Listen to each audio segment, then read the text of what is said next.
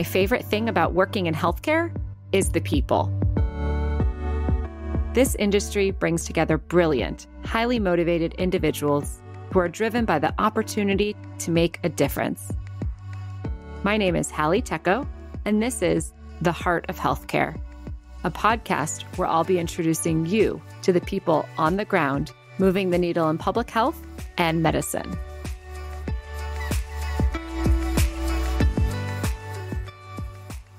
Hi, everyone, and welcome to the Rock Health Summit 2021 virtual series.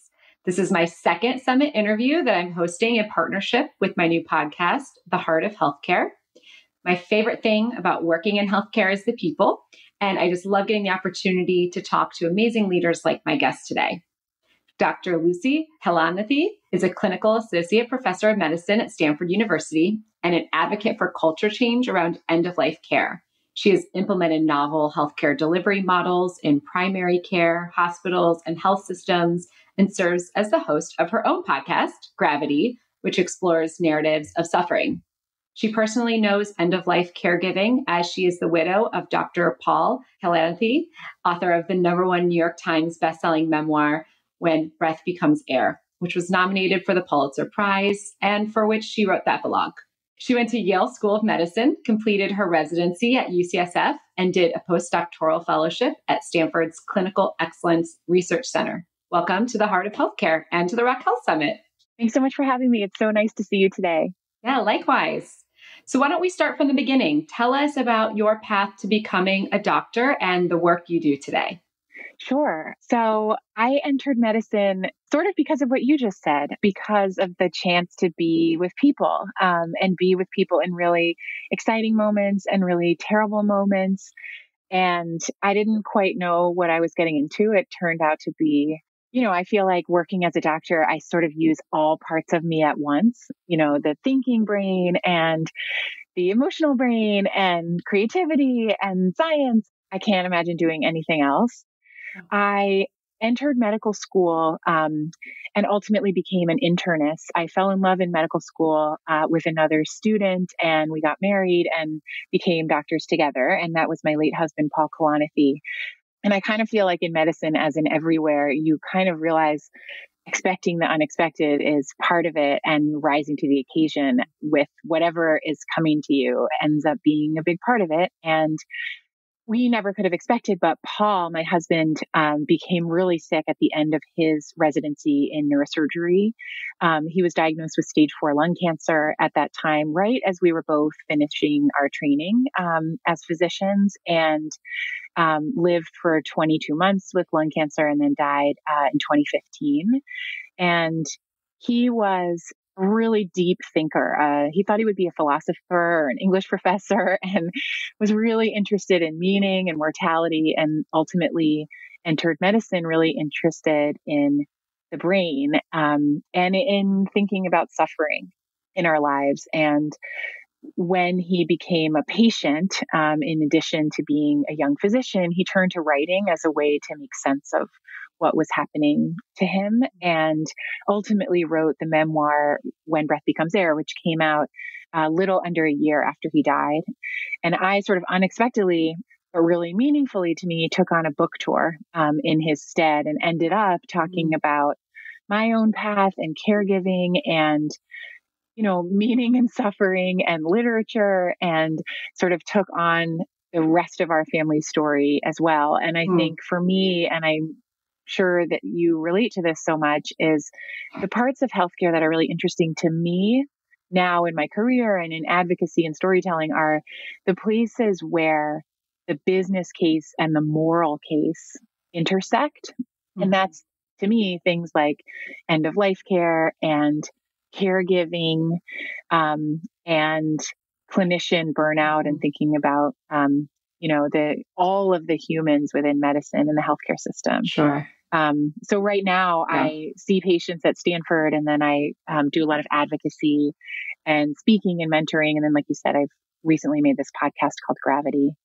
The grief and I guess the mortality that you saw and explored with him has made you a better doctor, a better patient advocate. Those are the sort of things that you maybe early on in your career wouldn't have guest, but here you are. Can you tell us a little bit about how it's made you a more whole doctor and patient advocate? Yeah, sure. You mean you're saying having gone through loss and grief, my own Yeah. life? Yeah. Yeah. I think being a doctor echoed into the experience of being a patient and then vice versa. And I think part of it is that grief and loss and the way our bodies change and mortality, they're really hard to put words around. Like there's not, Mhm. well, I guess one way I would say it is the battle metaphor, as everybody knows, is so prominent when we think about illness. And it's Yes. like really Mm. pervasive when we think about cancer, right? Yes. I'm going to fight it. I'm going to Yes. beat it. You're a fighter. Yes. The war on cancer. And I think Yes. that is a really powerful, but in some ways kind of brittle and rigid and incomplete metaphor. And so I think having been a doctor or having been doctors together, Paul and I had sort of developed a language around talking about suffering. And luckily, just kind of like trying on these conversations and seeing what our patients were going through and talking about like, Mm.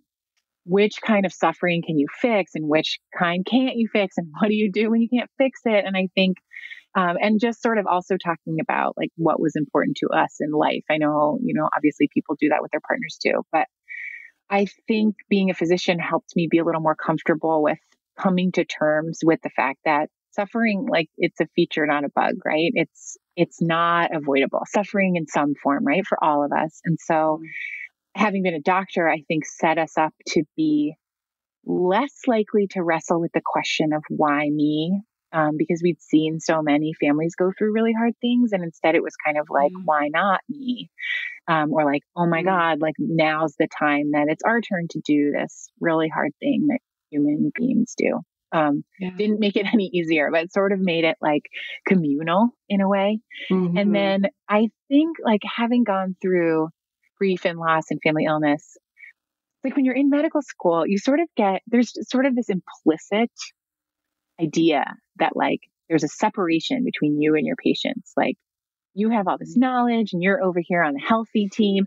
And then there's patients who are sick and like, poor them, but we'll help them. And it's kind of like, I mean, first of all, there's so many people in medicine who have mental illness or disabilities or dealing with family crises, but you're supposed to be so strong. And then you're supposed to just kind of like be objective and be perfect. And I think having gone through this and then having so many people open up to me and just sort of realize like there is no difference between the people who work in healthcare and the patients who are there in healthcare. Like we're all sort of in this mix together, trying to figure out how to get through life and our decaying bodies. Fragile and stupid. And so, I don't know. It helped me with that. I think I became more of a hugger. I became more likely to say, I don't know, let's look this up together, or get tears in my eyes, or just say, I think it's more likely to put real words on it instead of some perfect words. And I think that's helped a lot. Yeah. Is this, I mean, not like I don't know things and like want to know a lot of science, but like, you know what I mean? Bringing humility to the conversation. Yeah. Is this anything that was taught in medical school or that they're starting to bring into medical school? Are you maybe helping with some of these lessons that we can embed earlier on into someone's medical career? That's a great question. I think, in a number of ways. That teaching is changing a lot. The paternalistic model is really going out of style, and a more collaborative model is the norm or like starting to be taught. I think there's a whole group of young physicians now who are doing a ton to dismantle stigma about mental illness. And seeking help if you're a physician, that's a really huge deal. People are realizing how much communication really matters. Like there was this very interesting study out of Stanford that I found so powerful, where I'll just explain the study, but this is just one example of how it doesn't make sense to be a robot working in healthcare. There was a study where the subjects in the study, the people volunteering for the study, had a little histamine injected under their skin in their arm, almost like allergy testing, right? Like a series of little bubbles of itchy rash. And then a pretend clinician came and rubbed a little cream on it and said, this is going to help that rash go down quickly. And within the study, they varied how warm the clinician was and how competent seeming the clinician was. I don't know exactly how they played this out, but bedside manner, warmth and competence, right? Exactly. Yeah, sure. And then it turned out that the volunteers who had the most warm and competent clinician literally had the rash recede sooner. They measured it, they looked at it, they timed it. And that would only work with certain illnesses, like the neuroendocrine axis, but really, truly, it was sort of like the clinician themselves was the medicine. And there's a lot of studies about how patients adhering to their medical regimen or patients opening up about difficult things or substance use or they can't afford their medication, et cetera, et cetera, et cetera. It has so much to do with whether they feel allied with the clinician. And so, this stuff, same deal. It's not kind of like some, on the side little fuzzy wuzzy part of medicine and medical school. I think people really are recognizing this as a huge, important part of our skills. Thank God. I imagine that's freeing for a lot of physicians because you can actually bring your whole self to work and engage with people as human beings. So it's probably great for both sides of the equation. Totally. But it also goes to show how, little short visits or spending all your time on insurance paperwork. I mean, right. Everything about healthcare is soulful, like behind the prior authorization argument, like is a human being. And when you're a clinician, you know it, which is why it feels so painful and like such a waste of time. And so I think, all of this is exactly the reasons that people either burn out or don't, like you say. Absolutely. Yeah. I mean, my interactions with my physicians for regular care or even for specialty care, I have asthma, I have infertility. So I have, doctors that I see regularly. And even with them, I don't get enough time to really get to know them. I think my fertility doctor, now I know best. We're on text now, which I don't know if he enjoys that or not. But, I think that's different, right? In fertility care, these are for-profit small businesses where the doctors are the owners. And so they get to kind of set their own boundaries and decide how much time they can spend. These are out-of-pocket procedures. So you don't have to worry about, billing and what's billed and what's not billed. It's really about that relationship. I think there's probably a lot we can learn from, it's wild, wild west in infertility in a lot of ways. And it's not great that it's cash pay, but I do think that there's a lot we can learn about customer satisfaction from what they've been able to do at fertility clinics based on that. Yeah. Yeah. So totally. That's so, I love that you're sharing that, by the way, like as a woman leader, I really appreciate that you're sharing that. Yes. Well, I started a company around fertility and helping people get pregnancy from my own challenges over the last 7 years. And now I feel like an unwilling expert in the space. But it's, like any sort of diagnosis, there's a path to just understanding and learning that is very empowering as a patient. And physicians speak a very different language. They have, deep expertise. And so for, someone kind of coming into any new illness, trying to wrap your mind around it and make empowered decisions, I do think it's really important, to augment your clinical care with as much as you can learn and ask the right questions. I'm always apologizing for asking these questions to my doctor, but I'll say, "Oh, I heard about this new procedure. What do you think of this?" And I'm like, "I'm sorry I'm bothering you with all these things."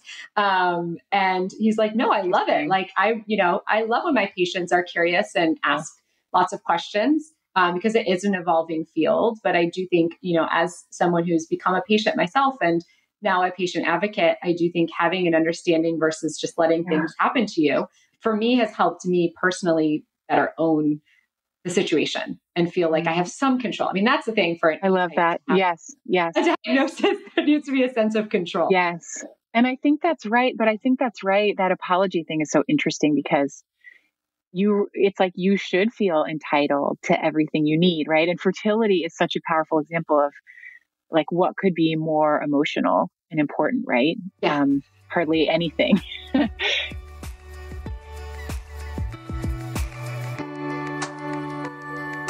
We'll be right back after the break.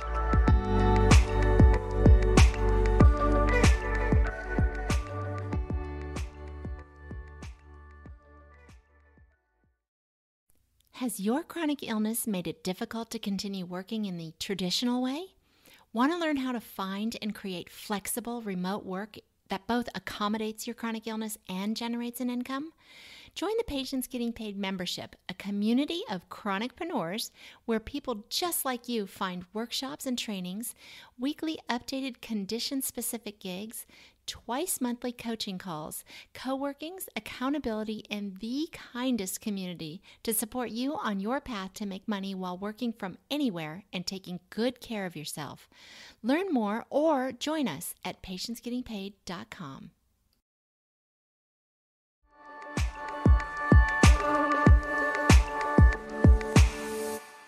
Let's talk about the other spectrum. Instead of creating life, let's talk about mortality and end-of-life care and some of the things that you think we could better learn from other countries and cultures that we haven't yet brought here or that we're starting to bring here, but we should really know about. Yeah, it's interesting you say other countries and cultures, and I feel like that sort of stretches back in time, right? I think we're in this very strange moment, that's only been around for a few decades where suffering and dying and aging are kind of omnipresent, but also hidden.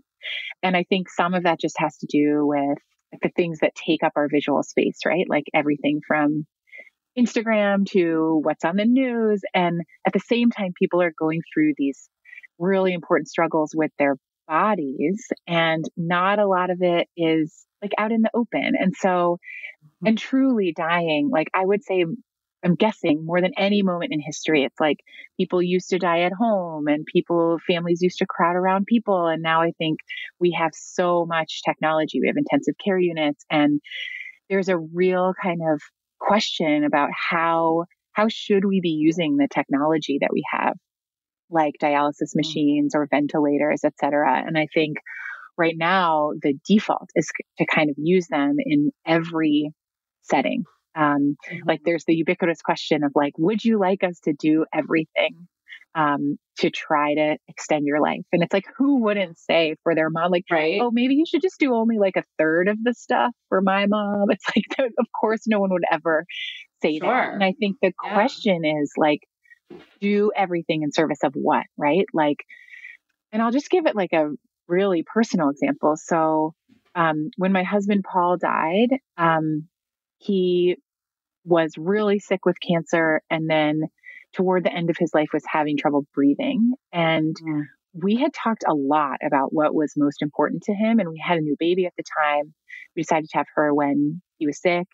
And it was so clear, and he had said it again and again, that the things that were really important to him were spending time with her and all of us, and then writing, because he was working on his manuscript for When Breath Becomes Air. And so ultimately, when he was hospitalized at the end, he was faced with this decision of, do you want to go on life support? Do you want to go on a ventilator? And the helpful thing was we were both physicians, and we kind of were able to more or less see that if he went onto the ventilator machine, he might not ever be able to wake up. So he would be alive, but he would probably be sedated and too sick to ever go home or breathe on his own. And so he decided not to, which was still so hard, so emotionally painful, kind of really hard to tease out. Like even as two doctors, it was sort of like, is this actually it? Like, is this the moment? Could there be a chance? And I think even for us, it was really hard to just like actually grok it at the time. But I think we'd seen enough cases where that turned out to be really painful for the family, or it's like, you can't make the decision on your own, even though you would have wanted to. And so, that's what he ultimately chose. But I think going into that decision, the most important thing was like he had kind of teased out what was most important to him. And I think in Atul Gawande's book, Being Mortal, which is so amazing and such a great book for coming to understand some of these issues, he talks about having a patient who said, if I am well enough to be home and eat chocolate ice cream and watch football on TV, that is what I want to do. That's a meaningful life to me. And other people say, my granddaughter's graduation is coming up, and there's like very little I wouldn't do to be able to make it to that graduation. I will suffer a lot to get there. And other people say, like, I am so scared of being in pain. Like if I'm going to be in pain, that is the end for me. Or I don't want to live in a facility. I only want to be at home. And so if I can't be with my family, be at home. And so I think it's really hard to think about those things and kind of like play out the worst case scenario, right? Yeah. But at the same time, even if you haven't, if you have someone who knows you really well, who can kind of like speak for you and what's important to you and be brave enough to say it at the end, that is so helpful. And people talk about, there's the advance directive paperwork that you do like with an estate attorney, right? You're like, here's the person who would make decisions for me and here's what I would want or not want at the end. But that's kind of a flimsy document that like came out of patient autonomy to say you have the right to refuse medical care and you have the right for someone else to do it on your behalf. So that's what that paperwork ends up saying. Mm-hmm. But it doesn't tell any doctor or anybody else like who you really are and what's important to you. And so I feel like actually having someone who knows you and loves you is kind of much more important than those documents. Yeah. And at the same time, having had some discussion about it, I think can really help carry your family through the ocean of grief that comes after, right? And at the same time, all of that decision making is so thorny and so confusing and so sad. And, I'll never again hear like, he died peacefully with his family around him. It's like, it's so sad, even when you were expecting it. And so I think it's like, all you can do is do your best. And there's no such thing as no regrets. And like, as long as you just did your best, that is truly all anybody could ask for. And actually, I remember Paula, I remember being really nervous about this, like talking with Paul before he died, like, what if this all just goes to shit and, you end up getting CPR in the hospital and it's not peaceful. And what if you suffered? And like, I didn't say all of that to him, but he just knew. I was worried about really trying to represent him and do right by him. And what if it got away from me? And he ended up saying this really nice thing that helped me a lot. He said, like, even if everything goes sideways and you're really second guessing what happens to me at the end, he said, the last day of your life is not the sum of your life. The sum of your life is the sum of your life. Like the last day of your life is just a day. And I think about that a lot because I think it's really hard and there's no perfect, everything that happens is sad. Perfect. And so people are just doing their best. Well, I don't want this conversation to get any more sad and depressing, but it's true because a recent study came out last week that showed that over a 15-month period of the pandemic, more than 120,000 children in the United States lost a primary caregiver to COVID. Just isn't it bananas? Parent or grandparent? Yeah, a parent or grandparent, but their primary caregiver. Yeah. And so that means that we just have an unimaginable number of children dealing with this trauma. I mean, it's one thing for an adult who's had a lifelong relationship and years to think about death and, loved ones. But for all these children, what is this going to mean? This is just unprecedented for us. Yeah, that is so bananas. That study was so shocking, right? And that was just 15 months. That was like, I think they said the research wrapped up maybe in June, and they guess maybe there's an additional 20,000 since then. So maybe 140,000 now. Yeah. Yeah.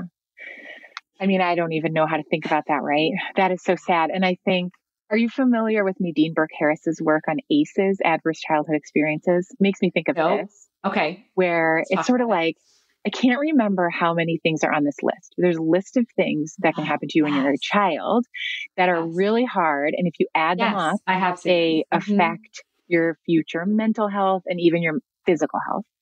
And it's things like neglect or abuse or having a parent who's incarcerated. But one of them, I think parents getting divorced is one of them. And then obviously losing a parent is one of them. But then they talk about how one of the things that is by far most protective against like sort of having a real trauma response that persists to affect your health later is having one adult who sees you and who helps you make sense of this and who really believes in you as you're growing up. And so I guess when I think about all of those kids, the more than 100,000 kids, it's like, who else is there? Like, who else is there? Is it another family member? Is it a neighbor? Is it an aunt or uncle? Like, you just hope for those kids that there is someone else to step in. That's like the major thing it makes me think of. Yeah, absolutely. You really do need somebody, right? Yeah. Well, maybe this is a sign for anyone tuning in that knows of a child who's lost a parent. This might be a good time to strengthen that relationship and support them. Totally. So one thing my husband and I debate, and we've actually come to our decision, but I'm curious, as someone who's lost a partner, do you think you would rather go this is so morbid, like in an accident, that's it? Or would you like to have, a crippling disease or something that, you have 2 years to plan? And I'm not going to say. Wait, when you said you've made a decision, okay, yeah. I mean, not like we can decide, but we've decided which one we would Ooh, prefer. Interesting. Okay, will you tell me too after? I'll tell you after. First? I don't want to. Yeah, you can answer first. Oof. Oh my Lord. Well, this is really hard. I've never thought of it before. I actually think probably the longer illness with the time to say things to other people or like slowly come to terms. And that being said, it's so shocking when someone dies, even when you expect it, because it's like they were here and then they just disappeared. It's so existentially overwhelming. That's my instinct. What would you say? So before we had my son, who's now 4, I think we were both in the camp of, I just don't want to know. Let's just, make it instantaneous, get in a car accident, terrible car accident, and that's it. And then you don't have to really, you don't have to suffer for a long period of time. Right. And then, you don't also have to live your life in a way where, there's impeding doom. And that sadness that comes along with that for the time period. But now that we're parents, we've both kind of had a change of heart where, like you said, you want to be able to kind of create that bucket list of things that you want to do. I mean, your husband wrote this amazing book that has touched millions of people's lives. Being able to kind of document all of your thoughts, knowing that there's this, this time pressure that you don't normally have, and everything that you've been pushing off, you can actually get done. So now we're the same now. We're both team know and suffer, even though, all the treatments sound awful, and, watching your body decay or your partner's body decay sounds terrible, but at least, you can say your goodbyes. Right. You're in it together. Yeah. How did having your child change it? Because it sounds like that externalized it a little bit, right? And then you're about taking on this suffering yourself, but then it's worth a trade-off somehow. Right. I think having that responsibility now as a parent and making sure, I'd want to make sure that whatever caregiving situation he'd be moving into, wanting to have that time to plan that and think about that. Now, realistically, we all have wills and we all have directives for what we want done in those terrible situations. But I think being able to, when you're having that, like I remember telling my sister, hey, I put you down in my will so that if, we both die, you have to raise Bear. That's my son's name. And she's like, okay, yeah, of course. Yeah. I get to. Right. So her last kid is a sophomore in high school. So, she had to start all over again. But, having those conversations, they're not real, totally. Okay, that's so not going to happen. Right. Mm-hmm. Right. But being able to make a transition like that, once you have a child, you have something that's someone who's so important to you that you're responsible for. It changes it. Right. So that's so interesting. Yeah. Well, we're actually out of time for today, but thank you for this really amazing experience. We somehow managed to almost cry and laugh, and all of your amazing insights and wisdom. Thank you so much. Thanks so much for having me. Thanks for listening to this episode of The Heart of Healthcare. If you like the show, be sure to subscribe, leave a review on Apple Podcasts, follow us on social, and tell all your friends to listen. The Heart of Healthcare is a product of OffScrip Health. We are a healthcare engagement company built for patients and caregivers by patients and caregivers. Our executive producers are Matthew Zachary and Andrew McDowell. Our senior producer is Brianna Seeley. Our intern is Antonella Sterniolo. Our host is Hallie Tecco. It is recorded, mixed, and edited by Brianna Seeley. For advertising and media inquiries, email media@offscrip.com. That's media@offscrip.com. For more information, visit offscrip.com.